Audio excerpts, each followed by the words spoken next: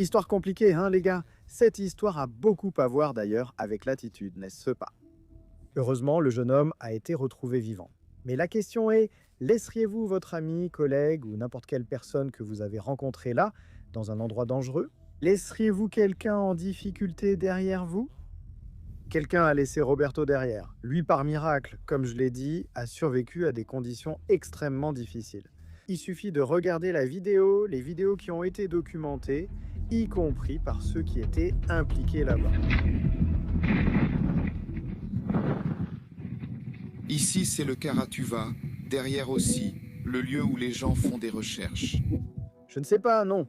L'histoire semble apparemment terminée, n'est-ce pas? Avec Roberto qui a été retrouvé sain et sauf, heureusement. Mais je ne sais pas. Il y a un fil à tirer là. Mais laissez-moi tout vous raconter ici. En résumé, je suis Marcos Campos. Soyez tous les bienvenus. Si vous aimez découvrir des histoires vraies, abonnez-vous ici. Il y a plusieurs épisodes chaque semaine. Regardez donc Roberto Farias Tomás, 19 ans, a entamé l'ascension du pic du Paraná le 31 décembre 2025. L'objectif était de voir le lever du soleil du 1er janvier 2026, là-bas, depuis ce point de vue totalement unique, différent. Et celle qui était avec lui était une jeune fille amazonienne appelée Tyann Smith, 19 ans.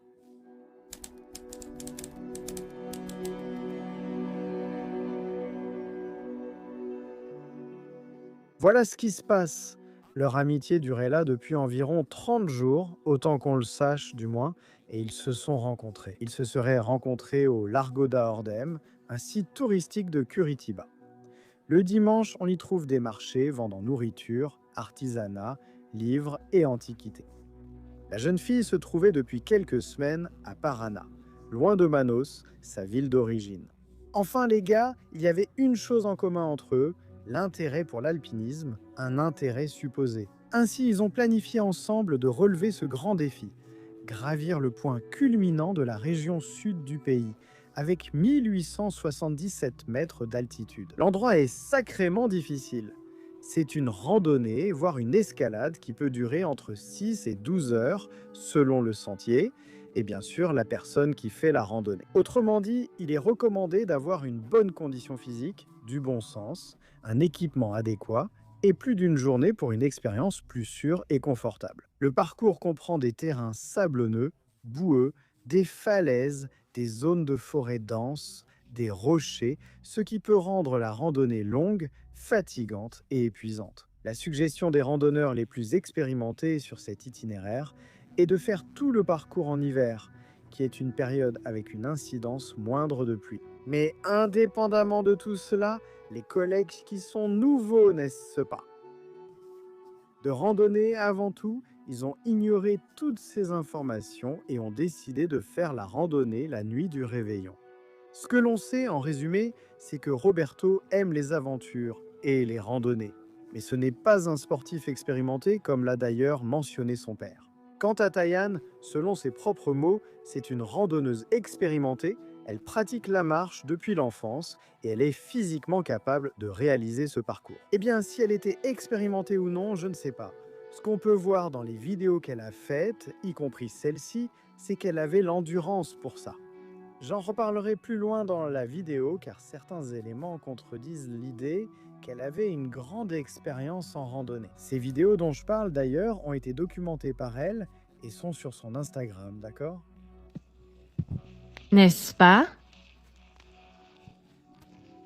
Eh bien, même si tous les deux n'étaient jamais montés là-haut au sommet du Paraná, les publications de Tyann montrent tout le trajet effectué depuis la rencontre et le départ du duo à l'ancienne gare routière, terminal de bus au centre de Curitiba, en direction de la commune de Campina Grande do Sul, près d'Antonina. Il est également bon de savoir que la montagne de destination se trouve à l'intérieur du parc d'État du Pico do Paraná. Les événements de ces jours-là, les 31 et 1er janvier, les gars, ont été décrits par plusieurs personnes. Cependant, les plus proches de Roberto sont Tyann elle-même et le montagnard et coureur de montagne Leandro Pierotti. Participant à cette aventure, il a appelé à l'aide puis s'est porté volontaire pour retrouver Roberto.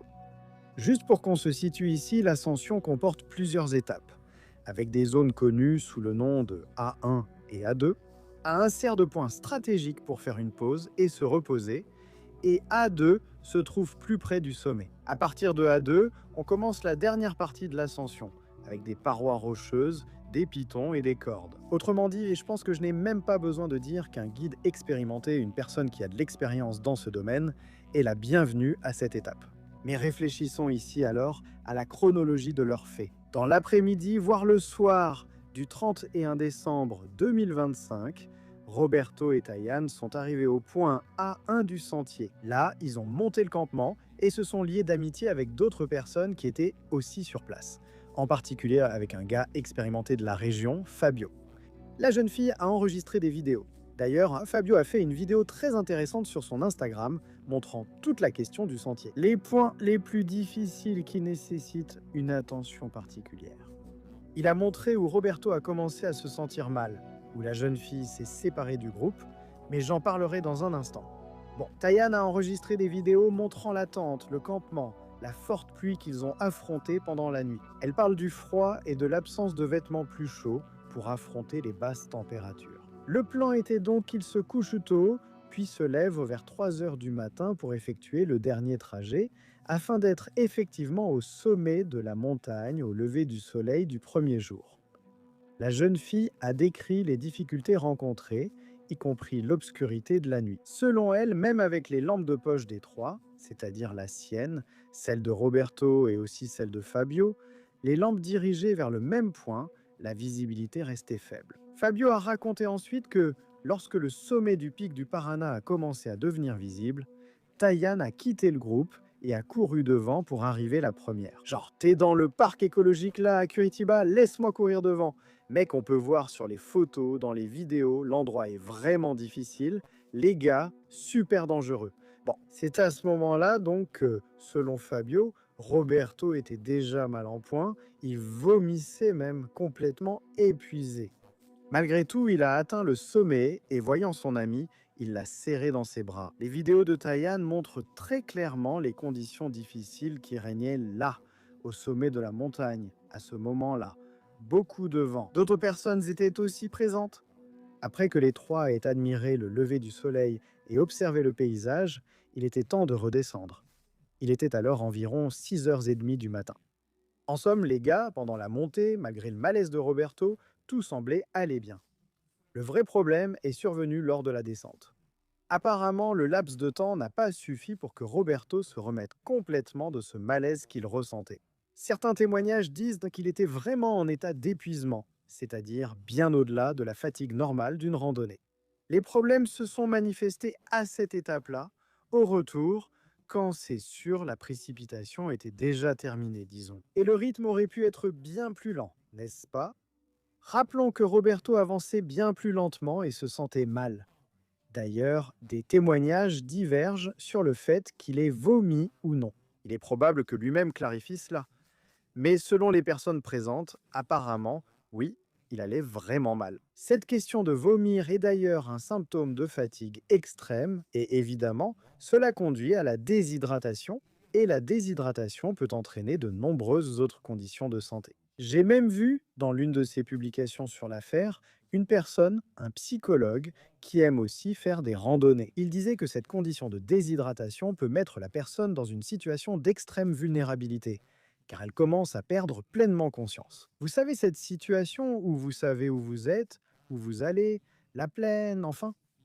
La personne peut se mettre en danger sans se rendre compte qu'elle le fait.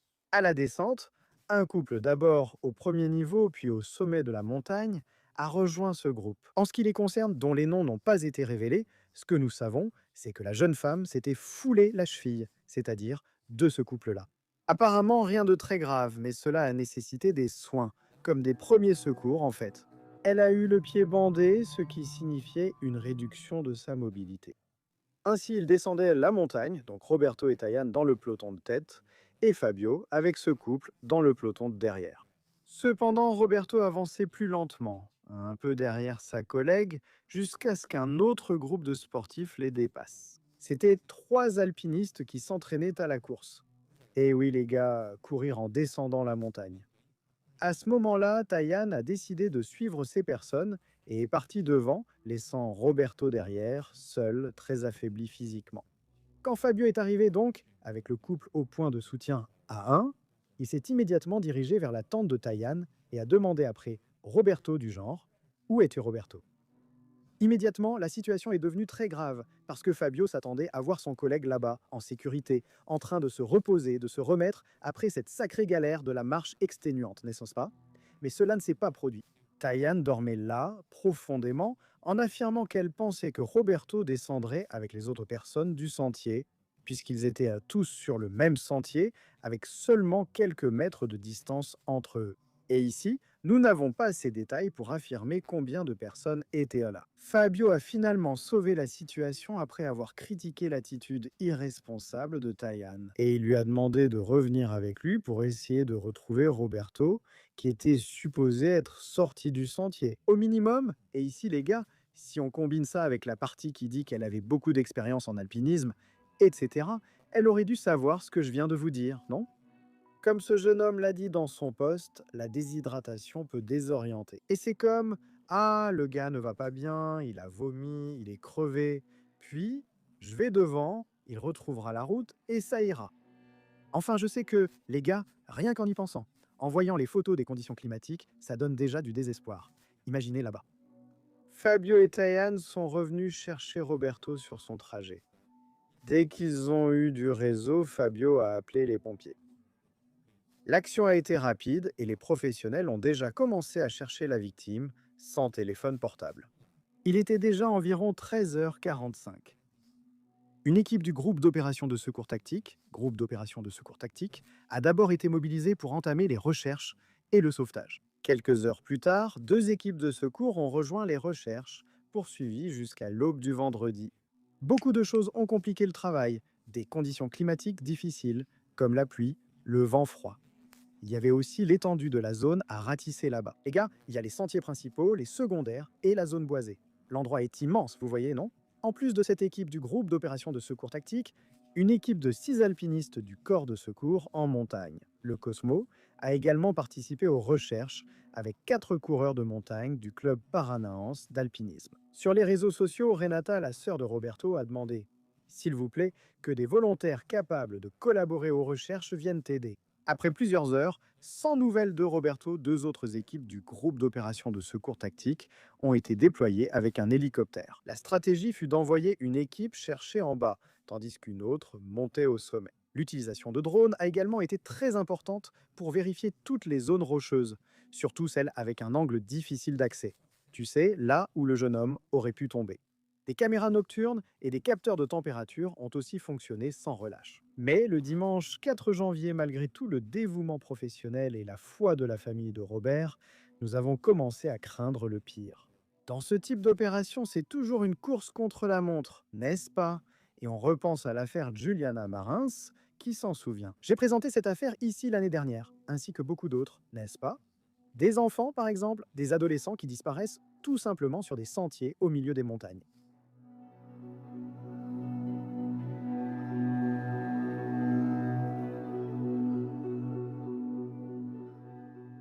Eh bien, les amis, et c'est à partir de là que Taihan commence à jouer un rôle à part dans cette histoire, avec les interviews qu'elle a données.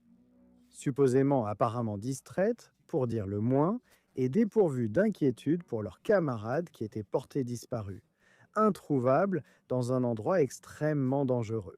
Les informations étaient contradictoires, et les versions des faits variaient à chaque explication qu'elle donnait aux journalistes. Par exemple, sur la raison pour laquelle Roberto était resté en arrière pendant la descente.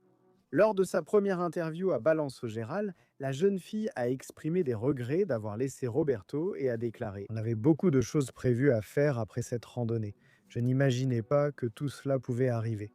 J'ai un mauvais pressentiment d'avoir laissé Roberto derrière, de m'être séparé de lui. Si je ne m'étais pas séparé, peut-être que cela ne serait pas arrivé, parce que celui qui avait le plus d'expérience, c'était moi. » Lors de la seconde interview avec le journaliste Kainan Lucas de Cidade Alerta, Tayane n'a pas mentionné que Roberto avait eu un malaise. Elle a un peu minimisé la gravité de cette décision de laisser le gars là-bas lorsqu'elle a déclaré que l'ami était très lent. Elle a donc choisi de descendre la colline plus vite avec d'autres coureurs et de l'attendre au premier campement. Dans les images que nous voyons, Tayane dit qu'elle a décidé d'avancer devant parce que c'est son style de vie. Et donc les gars, dans ma modeste vision du monde, le style ou n'importe quelle autre connerie qui reste dans la tête d'une personne devrait être mise de côté. Lorsqu'on se trouve dans une situation mettant la vie de quelqu'un en danger, peu importe qui c'est, bordel. Un autre détail avec deux versions, c'est à propos de Roberto qui n'avait pas son téléphone portable. On a dit que l'appareil ne fonctionnait plus car il avait été mouillé la nuit du 31 décembre ou qu'il n'avait plus de batterie. L'appareil aurait été retrouvé avec d'autres affaires du jeune homme dans la zone sécurisée du campement A1, une maison abandonnée, etc. Mais Tayan a affirmé qu'elle détenait tous les objets personnels de Roberto. Téléphone, portefeuille, papier, clés, puisqu'elle transportait une partie de la charge, c'est-à-dire le sac à dos de son camarade. Selon cette version, Roberto n'arrivait plus à porter le poids. En même temps, sa famille était très angoissée, sachant que chaque minute comptait pour la survie de Roberto. Tayan publiait au moins des contenus discutables dans les stories de son profil sur les réseaux sociaux. Dans l'une des publications, on voit un selfie et la phrase suivante : interrogation, enquête. Eh bien 2026, haha. Bonne année, a-t-elle aussi écrit. Apprentissage, ne plus partir en randonnée avec quelqu'un sans expérience, pour qui ce n'est pas un mode de vie et qui manque d'énergie. Pendant ce temps, son Instagram ne cesse de grandir. Mec, c'est bizarre. Ces publications, à mon avis, c'est ça qui fout tout en l'air. Parce que mec, c'est quoi ce monde parallèle, mon frère ? C'est quoi ce monde parallèle, mec ? Sérieusement, comment tu relativises un truc qui est en train de se passer ? Comment tu minimises ça ? Surréaliste. En dehors de ça, ces différentes réponses aux questions des journalistes sont au minimum absurdes. Par exemple, quand on lui a demandé comment elle se sentait, tu vois, concernant la disparition de Roberto, Tayan a dit « On ne peut rien faire, il faut rester calme et attendre que les pompiers fassent leur travail et donnant le résultat final. » Mon intuition, c'est qu'ils peuvent le retrouver, mais très faible, très fragilisé. Interrogée sur une possible issue tragique si Roberto n'était pas retrouvé, la jeune fille a répondu que ce serait une décision de la vie ou de Dieu.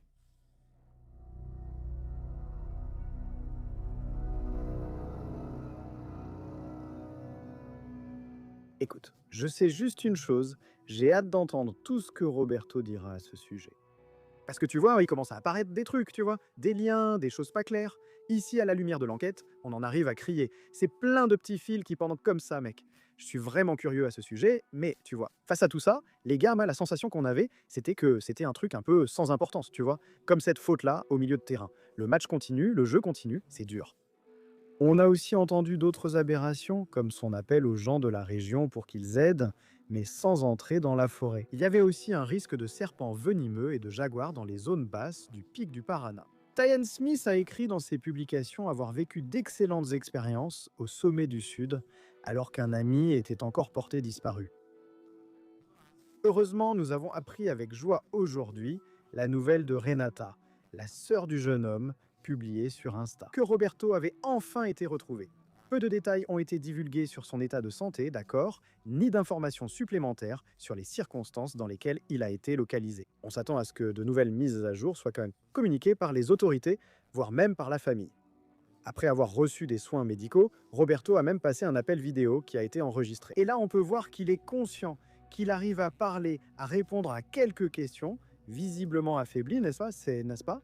Mais il va bien autant que possible. Et Tayan, pendant ce temps, a donné une autre interview, cette fois en s'excusant avec un visage souriant. Je ne sais pas si c'était du soulagement ou autre chose. Elle dit avoir retenu la leçon, mais cette leçon aurait pu coûter la vie du jeune homme, de Roberto. La confiance est au top après cette interview, tout est clair. Bien sûr, il y a encore beaucoup de questions en suspens qui seront répondues par Roberto lors de l'enquête. Je ne sais pas si cela sera mené par la police, etc. Donc bien sûr, quand Roberto se remettra et qu'il pourra raconter sa version des faits, peut-être qu'on aura tous les éléments pour que tout cela s'éclaircisse ou pas. En ce qui concerne Tayan, elle a été décrite par certains comme une personne aventureuse et qui aime faire la fête. Cependant, elle a aussi des détracteurs dans sa ville natale, d'accord ? Des personnes qui ont mentionné des relations toxiques et qui ont créé des profils sur Instagram pour exposer et boycotter la jeune femme. Tout cela bien avant ce quasi-drame là-bas au sommet du Paraná. Ce que cet épisode a révélé, c'est que certaines personnes ont aussi dit qu'elles n'avaient pas d'expérience dans les randonnées dangereuses, d'accord ? Tu te souviens que j'en ai parlé au début? Elle a toujours affirmé avoir de l'expérience avec son mode de vie, n'est-ce pas? Pourtant, plusieurs captures d'écran montrent que certains affirment qu'elle n'a jamais eu d'expérience. Au maximum, elle avait fait une petite randonnée d'une demi-heure et tout, en plus des témoignages de personnes sur des choses encore plus compliquées. D'accord? Ce genre de truc, enfin, je ne sais pas. Mieux vaut ne même pas mettre ces choses ici, hein, parce que, tu vois, c'est délicat. Et autre chose, les gars, on dirait qu'elle alimente un peu les polémiques elle-même.